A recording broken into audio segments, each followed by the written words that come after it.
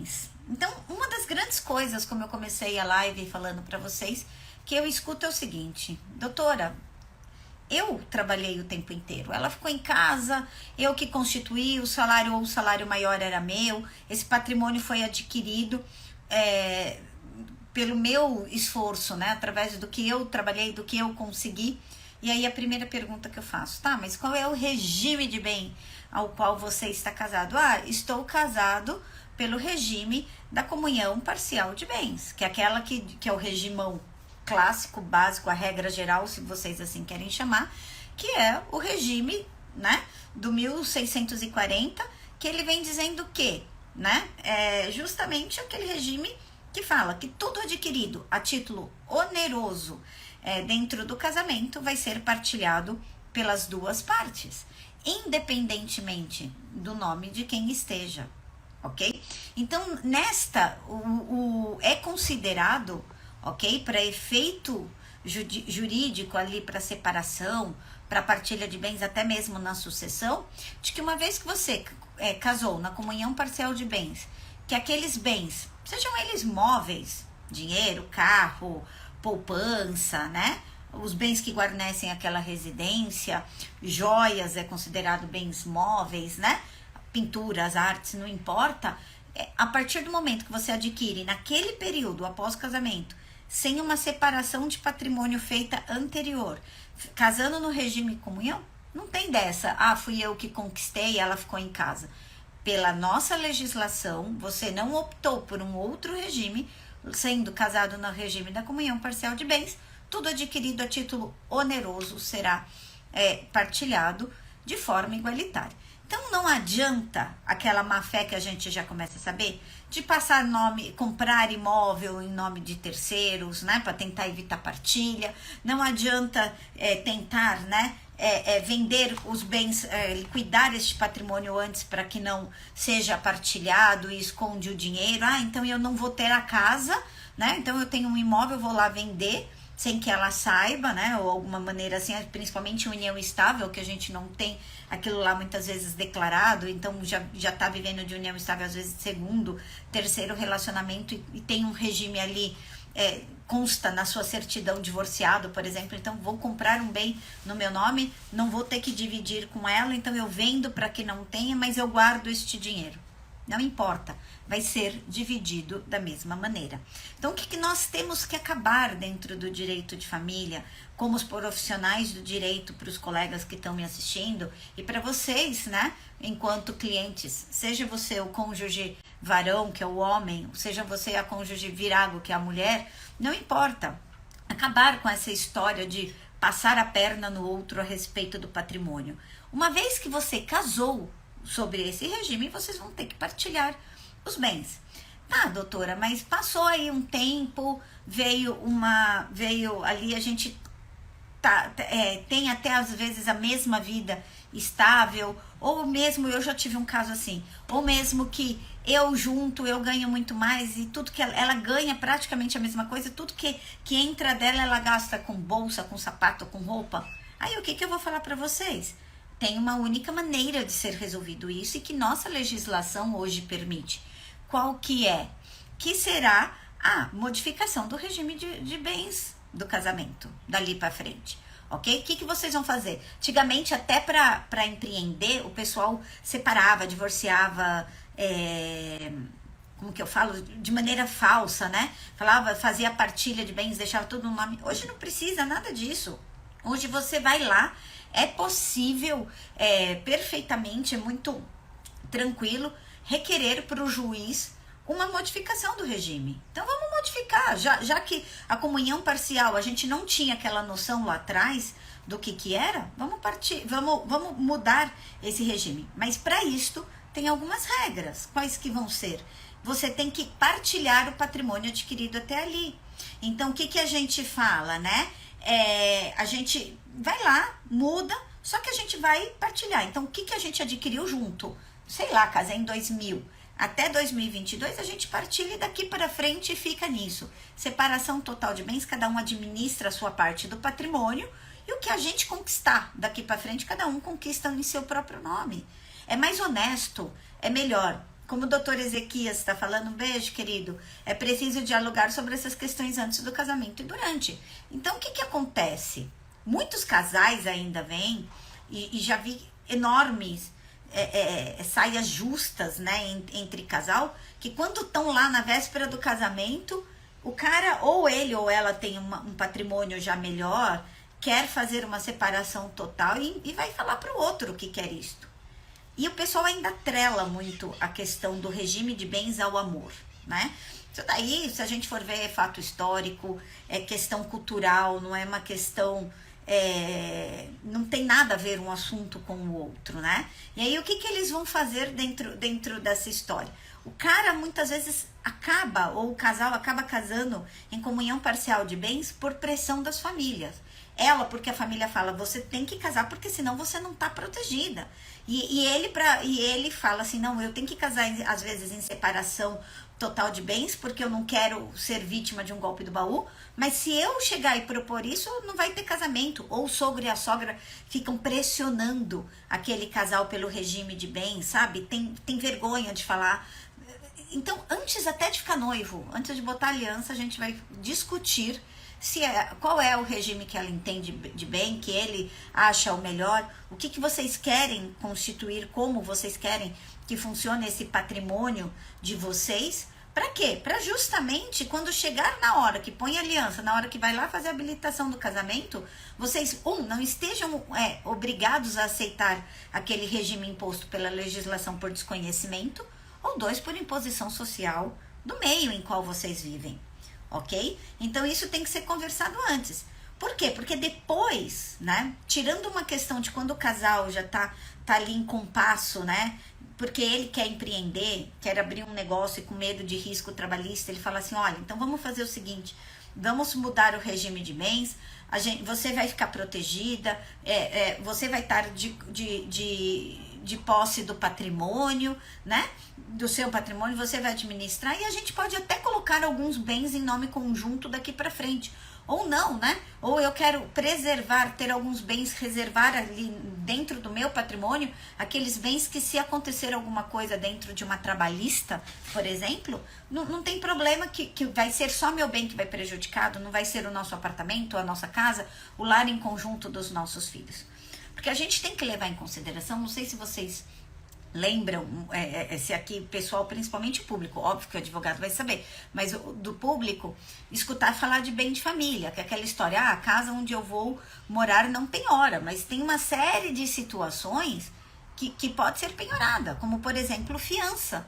Você, como único fiador, você entra, né, com o seu único apartamento para ser fiador do seu irmão, do seu filho, do seu pai, não importa, daquele amigo muito do coração que vem te pedir esse favor, quase nada problemático, o que faz? Você vai lá e você é fiador, você dá aquele imóvel como garantia, acreditando, por exemplo, de que essa fiança, caso o cara não pague, tudo bem, porque é o único bem de família que eu tenho.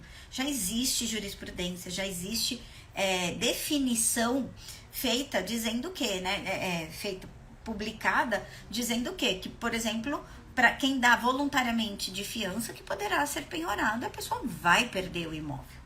Então, isso tudo são questões inerentes ao quê? A comunhão parcial de bens, onde o que é seu realmente é meu, e o que é meu é seu, e os bens de ambos são nossos. Óbvio, vamos lá, tirando o caso de herança, como eu já falei, né? Tirando bens particulares anteriores, ou seja, comprei e paguei antes do casamento, ok? Esse bem vai ser reservado, não vou ter que partilhar lá no futuro. E aí a gente vai entrar em alguns 2 ou 3 detalhes de cuidados, né, da substituição desses bens. Nós vamos ter os instrumentos de trabalho. Hoje mesmo eu tive uma consulta.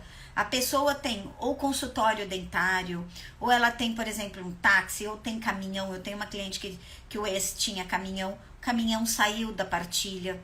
Por quê? Porque é instrumento de trabalho. Nós temos lá o 1660, né? O 1659, na realidade ele fala o que entra, né? E que aí ele entra Previdência, entra FGTS, entra umas outras coisas que a gente pode discutir aqui se vocês tiverem interesse. E não entra, por exemplo, os bens de trabalho, né? Então, por exemplo, a pessoa depende daquele caminhão, é o único veículo, ou aquela caminhonetezinha, aqueles carrinhos utilitários, por exemplo, ela depende daquilo para viver, da onde vem a renda, ela comprova que é um instrumento de trabalho, não vai ser partilhado, mesmo sendo o único automóvel, o único veículo adquirido dentro daquele casamento. Então a gente precisa tomar alguns cuidados. Ana, mas eu tenho um apartamento lá de solteiro, vendi, o apartamento valia na época 300 mil, vendi, dei a entrada, comprei um de 600. O que acontece? Eu vou ter que partilhar, vou ficar com 300, ou seja, eu vou entrar com a metade do que eu já tinha colocado e ela com a outra metade? Isso tudo vai depender de uma única questão. Se você não comprovar, ok? Dentro de um processo de que aqueles primeiros 300 que você deu de entrada já eram seus de antes do casamento, e isso nós chamamos de subrogação, ok? É um nome estranho, né? Às vezes até o advogado fica meio assim, chama subrogação. Se você não declarar dentro daquela compra nova, ou até mesmo dentro do seu imposto de renda, a substituição desse bem, você perde e aí vai ser partilhado. Você vai entrar praticamente com o que você vai sair, né? Com praticamente aquilo que você entrou, às vezes até mesmo defasado, e a outra pessoa vai levar o resto do dinheiro que vocês adquiriram. Porque se você tem a subrogação, os primeiros 300 fica para você. E nos outros 300, vocês vão partilhar meio a meio. E aí é 150, 150. E aí é onde começam essas lendas, né? Como a gente fala, o cara tá querendo me passar para trás, ou ela tá querendo levar embora meu patrimônio, entendeu? Não existe isso. Existem regras, né? Com datas, é muito fixo isso, né? Então a resposta é o depende? Não, eu quero saber o seguinte, cabe ou não cabe? O que eu vou ter que perguntar? Regime de casamento. Ah, doutor, o cara às vezes chega dentro da consulta e vem me traz uma história para perguntar, e aí, cabe ou não cabe a partilha desse imóvel? Primeira coisa que eu vou querer saber é regime de bens, é casado em qual regime de bens? Segundo, tem pacto antinupcial ou não tem pacto antinupcial? Terceiro, quando que foi adquirido esses bens, de que forma que foi, para quê? Pra gente saber. E aí é onde eu falo isso para os clientes e muitas vezes eles ficam bravos. Eu falo assim, a gente não opera milagre, eu não tenho como esconder, porque mesmo porque hoje em dia, tá, pessoal, o juiz dá não é um Google, né, ele dá um enter lá no que a gente chama de cisbajude, que ele vai pegar, por exemplo, todo o sistema bancário, então o cara escondeu o dinheiro, tem aplicação, a gente acha tudo. O cara vai dar um ARISP, o que é um ARISP? Que é da registradores, né, de imóveis de São Paulo, ele joga o CPF, vai vir todos os imóveis que aquela pessoa teve durante a vida ou não, e aí cabe entrar em matrícula por matrícula, saber de quando que foi comprado, quando que foi vendido, e aí não tem milagre, isso vai entrar, pode demorar um pouco mais, né? Então essas tentativas de sumir com o patrimônio, evitando ser partilhado, a gente evita com uma única coisa, com uma única decisão, pacto antinupcial com um regime diverso do regime da comunhão parcial de bens. É simples, porque uma vez casado no regime geral, não pensei nisso, não quis questionar, não quis enfrentar o problema. Lá atrás, a hora que ele surgir novamente dentro do divórcio, ou ele, quando surgir dentro da morte, ele vai fazer diferença ali na partilha de bens com os filhos herdeiros, acabou, não tem mais o que chorar, entendeu? Vai ter que partilhar aquilo, você querendo ou não, gostando ou não, achando justo ou não. E aí eu sempre falo para todos os clientes, o que é direito é uma coisa, o que é justiça é outra. Nem sempre o que é direito, que é aquilo que está na lei, pode ser justo, às vezes até moralmente. Mas não importa isso, ok? Se a lei diz que tem que partilhar, que tem que dividir, e quais são as regras de como se divide isso, acabou. Ninguém tem que discutir mais nada, ok? Então, como que a gente vai fazer? Vamos procurar antes um profissional que vai te orientar, vai te dizer, olha, cabe um pacto antinupcial, o que é que você quer, o que vocês já têm, melhor um regime? Dá para fazer regime misto. O que é regime misto?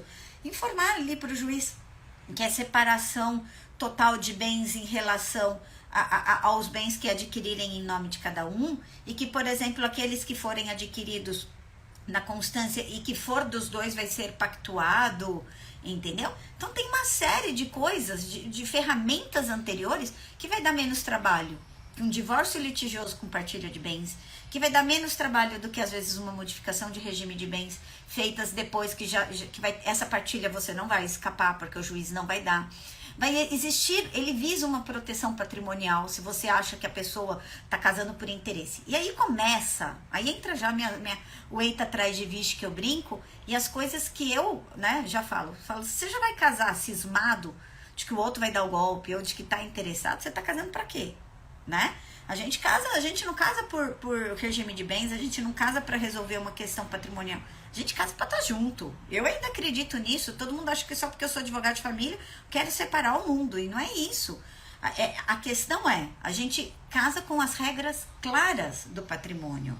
Ok? Então a gente já casa com aquilo já definido, dizendo o que é seu, o que é meu, o que vai ser nosso. Cabe uma série de coisas. Cabe hoje, gente, dentro de pacto antinupcial, uma cláusula de antibaixaria em processo de divórcio litigioso, que é o seguinte: se chegar a ter um processo litigioso, ok, lá na frente, que eu não posso usar cláusulas de baixaria, trazer histórias, sabe, falar mal do outro dentro do processo. Eu acho que isso devia vir, não é nem no pacto antinupcial, devia vir na certidão de casamento, porque é muito triste você ver as pessoas se matando pelo um patrimônio. Que é aquilo, eu falo assim pro pessoal, a justiça é cega, mas ela não é idiota, entendeu? Ela é cega no equilíbrio, porque não importa se é para você ou para o outro, ela vai dar o mesmo direito para ambos. Agora, você achar que você esconde patrimônio, sabe, com offshore, manda dinheiro para fora que ninguém vai pegar. Hoje em dia, as ferramentas que a justiça tem com o entrelaçar das questões pela internet, né, dos órgãos pela internet, então, sistema bancário, sistema de registro de imóveis, sistema de aplicação financeira, pessoal. Hoje em dia, ele tem, mas é em bolsa de valores, a gente puxa, entendeu? A gente pede ofício, o juiz puxa, ele tem como puxar, se a pessoa tem. Imposto de renda, todo mundo acha que é uma coisa extremamente sigilosa, o juiz vai lá com uma senha e um teu CPF, ele consegue pegar essas informações, então não vai ficar despercebido. Muitas vezes eu já vi eles pegarem, e não é do último ano, não é porque eu sempre falo, né, que a partilha é feita na fotografia da hora, mas se a gente traz, né, separei hoje, dia 5/10 é o dia que eu tô separando, o que eu tenho, o que eu não tenho. Só que eu, como separanda, como divorcianda, eu tô lá sabendo que o cara já vem escondendo que eu sabia que ele tinha, por exemplo, recebeu uma indenização de trabalho de 1 milhão há um ano atrás. E hoje, se eu puxar o extrato do cara, o cara tá zerado. O que vai acontecer? Eu vou dar indícios disso pro juiz e vou explicar pro juiz, olha, ele esvaziou o patrimônio já pensando no divórcio. Tem juiz que manda quebrar sigilo bancário de 5 anos. E essas movimentações gigantes de dinheiro, mandado para o pai, mandado para o exterior, retirado de alguma maneira de dentro dessa conta, seja ela conjunta ou conta corrente de um ou de outro, a fim de desvirtuar esse patrimônio, o juiz não é mais idiota. Ele faz e a pessoa vai responder, inclusive, né, por crime e tal, porque ela está escondendo, ela tá, apropriação indébita do direito do outro, sabe? A gente ainda tem uma mistura de confusão, até mesmo em divisão de patrimônio, falando assim, eu deixo a casa para não ter que pagar pensão, ou vamos deixar o imóvel na partilha de bens para os filhos. São misturas de assuntos que, como diz um amigo meu, vai dar ruim no final. Entendeu? Não adianta a gente querer misturar os alhos com bugalhos, porque vai dar problema, entendeu? Vai dar problema. E a justiça vai pegar e vocês vão brigar 3, 4 anos. Perícia contábil, perícia disso, perícia daquilo. É processo pago, sabe? Os bens ali a serem partilhados dando gastos. Eu tenho um que eles eram casados em comunhão universal. Ela não aceitava ficar com um bem, ele com outro e vender o terceiro. A partilha faz anos que está correndo, e um só onerando ali, a outra parte acha que como o outro está pagando, ela está punindo e que ela vai sair ilesa. Não, mas chegar na apuração final da venda, a parte dela do que ela receberia foi para restituir o que o outro gastou durante 3 anos. Não é inteligente, nem emocionalmente, muito menos financeiramente, segurar muitas vezes a partilha de bens. O que a legislação diz? Tem que dividir? Vamos dividir. com a opção ou eu fico ou você fica, a gente vai vender para terceiros e dividir o produto.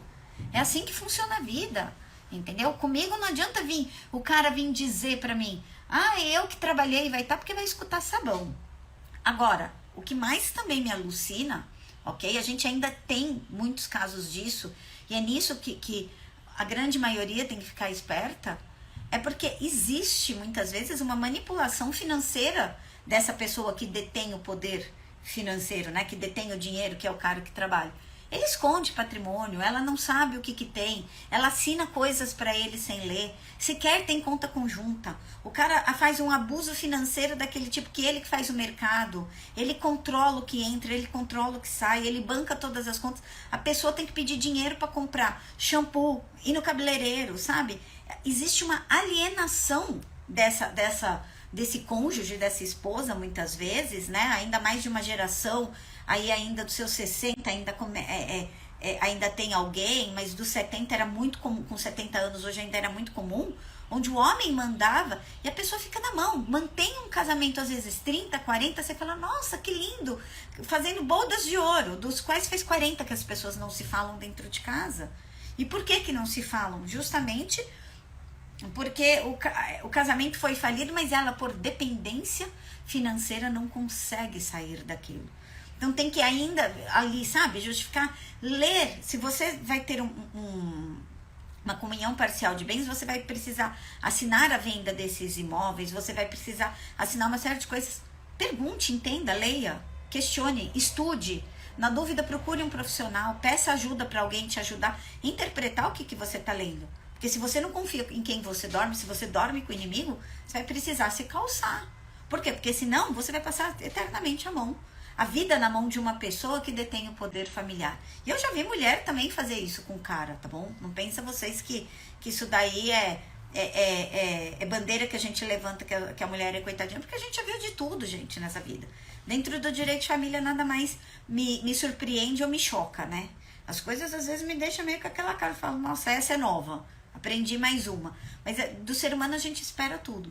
Então a questão da partilha de bens, uma vez casado foi lá na preguiça de não pensar, vamos casar no oba-oba, vamos casar do jeito que for, e for da comunhão parcial, senta e chora. Não tem outra maneira a não ser dividir de forma igualitária, equilibrada.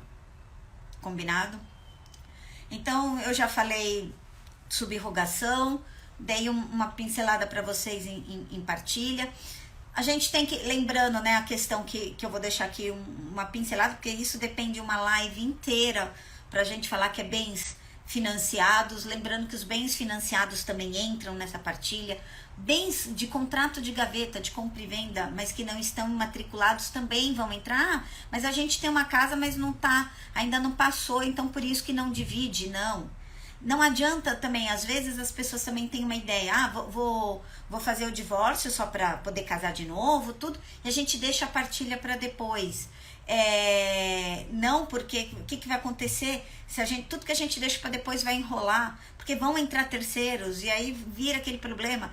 Aí o outro resolve morrer nesse meio de caminho e aí entra bens da atual esposa, sabe? Porque ela vira gente, fugiu a palavra, herdeira do cara, entendeu? Então, separou, é isso mesmo, vou ficar longe, não tem como fazer mais, não tem reconciliação, vamos ter que partilhar? Vamos partilhar preto no branco. Pessoa diz que não assina, filho, ela não assina, o juiz assina. Sabe, temos que tirar a lenda. Lá vou eu, minha mãe vai surtar agora. O que Deus uniu, o homem não separa. Separa e o juiz sentencia, ok? Me procura que eu separe e a gente sentencia. Não tem o querer. Se você não quer mais essa história é lenda, vou ficar preso por causa de filhos, vou ficar preso por causa de bens, não quero fazer isso, não quero fazer aquilo. Acabou. Ok, gente? Acabou. Então, tem que fazer, eu falo, tem que ter um fechamento. Isto só no casamento oficial, aquele que tem a certidão? Não. E aí, mais ainda, e principalmente quando houver união estável, porque às vezes ela é uma união estável sem termo, sem declaração, sem aquele papel oficial, e aí sim dá confusão patrimonial ali, principalmente na questão de inventário. Então é melhor que acabou o relacionamento, mesmo que não tenha juntado bens, faz a dissolução, tem ali um recibo, sabe, de quitação do que você teve em relação àquela pessoa, e vida que segue. A gente fecha ciclos emocionais, financeiros e jurídicos. É necessário isto para se recomeçar, ok?